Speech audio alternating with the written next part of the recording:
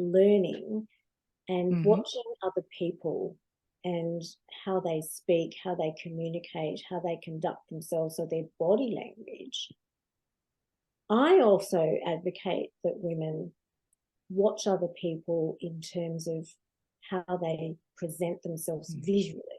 Yes. Because this is one thing that I feel women let themselves down in that department, that they think it's enough to have fabulous credentials and, you know, they've worked on their communication skills, their verbal communication skills, but they haven't worked on the appearance side, which is one of the actual critical factors of executive presence.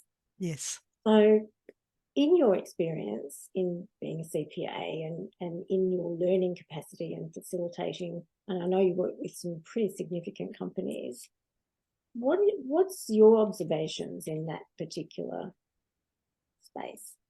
It's totally true what you're saying, Julie. We naturally, whether we like it or not, we tend to judge people. And if you're looking around a room, you're looking at, okay, who's dressed beautifully, who sort of is standing out.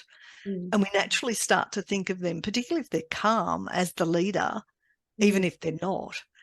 And if I'm trying to convince someone and they're a senior person and I turn up and I'm not polished, that has an impact on how they perceive me, particularly first up. And what we want when we first meet someone is to create that connection. So rather than our brain sees strangers as foes, we want to create something where people go, oh, they're a bit like me. So therefore we create that connection and trust. And one of the ways you absolutely can do that is making sure that how you present yourself, what you're wearing, etc., matches the environment you're in.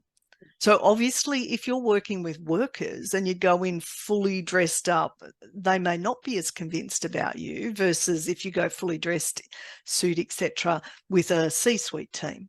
So it also is picking your audience to think about what is going to create that connection as well. And obviously, most of my audience are C-suite, which means I'm usually dressed up pretty fancy. Yeah, no, I agree with you, and that's how I work with my clients too. It's all about, you know, who are you meeting? You know, what's the occasion? What's the outcome you want? And if you can address all of those factors, and then you're dressing to really suit yourself in terms of, you know, your physical presence, and you know, then that does go a long way to people instantly feeling at ease and comfortable with you and ready to listen to what you have to say, which is where the communication skills come in. Yeah.